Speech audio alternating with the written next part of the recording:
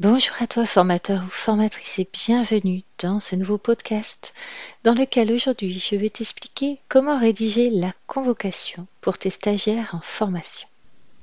Mais avant, je lance le jingle. Bienvenue sur le podcast du blog formationdeformateur.fr qui vous accompagne pour devenir formateur ou formatrice. Je suis Nathalie Mollier, formatrice depuis plus de 20 ans. Et sur ce podcast, je vous donne mes trucs et astuces pour animer vos formations actuelles ou futures. Vous me suivez? Alors, c'est parti pour un nouveau podcast. Alors, aujourd'hui, on parle de l'invitation ou de la convocation à une session de formation. Alors, on va en parler pour plusieurs raisons. Parce que d'une part, tu vas peut-être devoir la rédiger toi-même un jour, mais aussi parce que il est important que tu saches ce que tes apprenants vont trouver ou pas dans cette convocation-invitation. Donc si c'est pas toi qui la rédige, eh bien identifie la personne en charge de la rédaction de ce document, chez ton donneur d'ordre par exemple, et demande à lire cette convocation avant qu'elle soit envoyée aux stagiaires, afin de vérifier certaines petites choses, comme je te l'explique maintenant. Tout d'abord, on va parler terminologie, parce que j'en ai peut-être certains d'entre vous qui m'écoutez aujourd'hui, qui se disent, attends, elle a dit convocation, elle a dit invitation, alors qu'est-ce qui est bon, qu'est-ce qu'il faut dire ou pas? Eh bien, premièrement, en fait, c'est un document qui est obligatoire. Tous les organismes de formation doivent produire une convocation lorsque on fait des formations qui vont être financées par des OPCO, par exemple, ou par le CPF, ou des formations en tout cas qui vont avoir lieu en présentiel ou en distanciel. Je ne parle pas des formations en ligne qui, lorsqu'elles ne sont pas finançables par une tierce personne, n'ont pas cette obligation.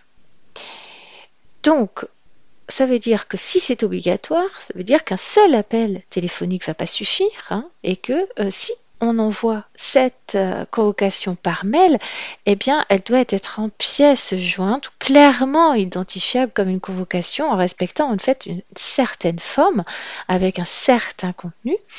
Donc, je dirais que le terme de convocation signifie surtout aux stagiaires qui n'ont pas le choix, c'est-à-dire qu'ils doivent se rendre à cette formation. Parce qu'en effet, malheureusement ou heureusement, j'en sais rien, je ne suis pas là pour juger, mais c'est que le droit du travail tout simplement permet dans certains cas, en tout cas, à l'employeur de sanctionner un salarié qui ne se rend pas à une formation proposée par l'entreprise. Alors on sent tout de suite que lorsque les formations sont imposées comme ça par l'employeur, on sent tout de suite en tant que formateur que les gens ne vont pas forcément arriver super motivés pour poursuivre notre formation. Alors ça pourrait générer quelques petits comportements difficiles à gérer entre retard et mauvaise humeur, puis j'en passe. Mais bon, on va dire que c'est pour ça que certaines structures préfèrent le terme d'invitation, qui paraît plus doux, plus humain. Sauf que bien sûr, ça pourrait sous-entendre aussi que la formation est facultative.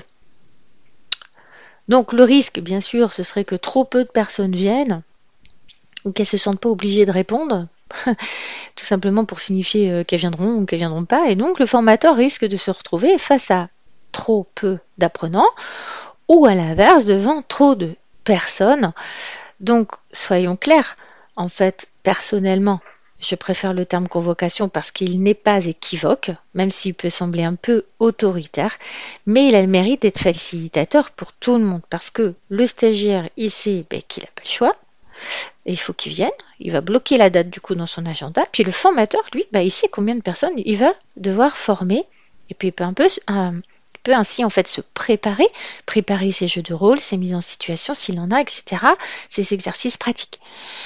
Et puis, franchement, c'est quand même plus pratique pour l'organisation matérielle de la journée de savoir le nombre de personnes qu'on va former, puisque ça nous permet de choisir le meilleur type de salle lorsque nous sommes en présentiel, mais aussi le meilleur logiciel lorsque nous sommes en distanciel, et le nombre de chaises, le nombre de postes informatiques par exemple, de chevalets, les nombres de supports, bref. En fait, c'est super important pour notre pédagogie de formateur. Mais alors, à quoi ça sert une convocation? Alors, je vais distinguer l'utilité pour le stagiaire et puis l'utilité pour les formateurs. Alors, déjà, pour les stagiaires. Et tout simplement, la convocation, elle sert à transmettre un certain nombre d'éléments fondamentaux pour ton apprenant afin de faciliter tout simplement ton travail à toi. Parce qu'elle va reprendre l'intitulé de la formation, les objectifs, son programme. Elle va donc reprendre aussi les prérequis indispensables pour assister à la formation, le niveau qui va être demandé, les dates, les horaires, le plan d'accès. Donc, des choses qui sont fondamentales. C'est pour ça qu'il faut que tu vérifies, toi, qu'elle comporte en fait les éléments dont tu as besoin pour que tes apprenants se préparent. Parce que par exemple, si ils doivent avoir fait un QCM ou un positionnement avant le démarrage de la formation, ou s'ils doivent avoir lu telle ou telle documentation ou apporté telle ou telle chose, c'est bien que ce soit précisé dans cette convocation, bien évidemment. Alors pour toi, à quoi ça te sert? Cette convocation va te servir déjà à identifier clairement tes futurs apprenants, puisqu'elle est nominative. Donc ça veut dire que tu sais tu as les noms, les prénoms, les postes des personnes qui vont suivre ta formation, ainsi que leur niveau, s'ils sont débutants, confirmés, experts, intermédiaires, etc. Et puis le nombre de personnes que tu vas former. Donc du coup, tu pourras préparer au mieux ta pédagogie, ton contenu, et puis l'adapter, notamment en termes de durée, par rapport aux exercices pratiques. Et puis bien sûr, ça va te permettre de t'organiser en termes logistiques, en choisissant la bonne taille de salle, le nombre de chaises, le tableau papier, les matériels pédagogiques, les supports à remettre si tu es en présentiel, et puis bien sûr en distanciel, de choisir le meilleur logiciel pour la transmission de ta formation, avec ou sans tableau blanc numérique, etc. Enfin, il y a tellement de choses et d'outils qu'il va falloir que tu choisisses, que ce soit en présentiel ou en distanciel, qui sont liés au nombre de participants et à leur niveau, bien sûr. Alors, revenons à notre convocation, et maintenant, nous allons voir ensemble ce qu'elle doit contenir. Alors, en premier lieu, déjà, il faut savoir que normalement, c'est un document écrit, envoyé individuellement par courrier ou par mail, mais nominatif. Donc, normalement, elle doit être envoyée un mois avant la formation à chaque stagiaire. Parfois, c'est le cas plus en amont lorsqu'il s'agit, tu sais, d'un parcours de formation long, par exemple, sur 9 mois, bien sûr. Parfois dans des délais plus courts, lorsque les dates ont déjà été calées avec les stagiaires en amont.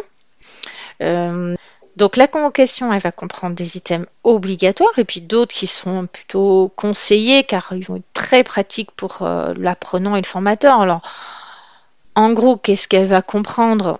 Au minimum, je dirais le nom et les coordonnées complètes du stagiaire, le nom et son poste occupé, peut-être ceux de nos autres participants, en tout cas l'intitulé de la formation, les objectifs pédagogiques, les prérequis, le niveau demandé pour assister à cette formation, la préparation préalable nécessaire pour assister à cette formation, si besoin, bien sûr, le programme en quelques lignes, le nom et prénom du ou des formateurs, si tu animes seul ou avec plusieurs autres intervenants, le lieu de la formation, précisant bien sûr le bâtiment, le nom de la salle si besoin, lorsque les espaces sont très grands, les horaires de début et de fin, avec les horaires de pause repas.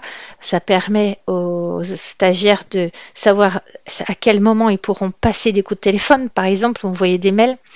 Et puis, bien évidemment, très très important, le plan d'accès et les coordonnées du lieu avec l'adresse complète ou les coordonnées GPS, etc. Si c'est une formation en présentiel.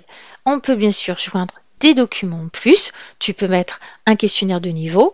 Bien évidemment, il faut vérifier auprès de la personne qui envoie cette convocation, si ce n'est pas toi, qu'elle a bien pensé à le faire. Donc, parfois tu vas être amené à toi, pour toi-même, à rédiger cette convocation. Donc, je te l'enseigne par exemple dans ma formation, créer sa formation en présentiel et créer ses formations en distanciel aussi.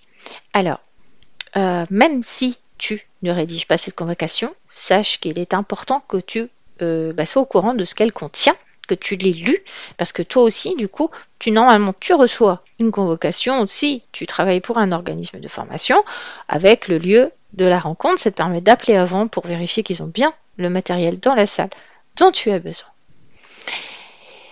Et bien maintenant, c'est à toi de jouer. Est-ce que tu as peut-être des habitudes différentes pour les convocations? Quelle rubrique tu mets à l'intérieur ou que tu ne mettrais pas par rapport à ce que je t'ai dit? N'hésite pas à m'en parler dans les commentaires et je te dis à très vite pour un nouveau podcast. Merci de m'avoir écouté.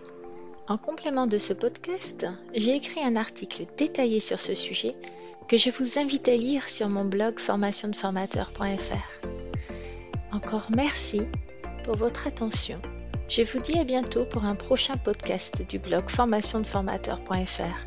En attendant, n'hésitez pas à vous rendre sur le blog pour consulter les derniers articles et pourquoi pas vous abonner pour ne rien rater. Et si vous avez aimé ce podcast, vous pouvez me laisser un avis et une note. À très vite.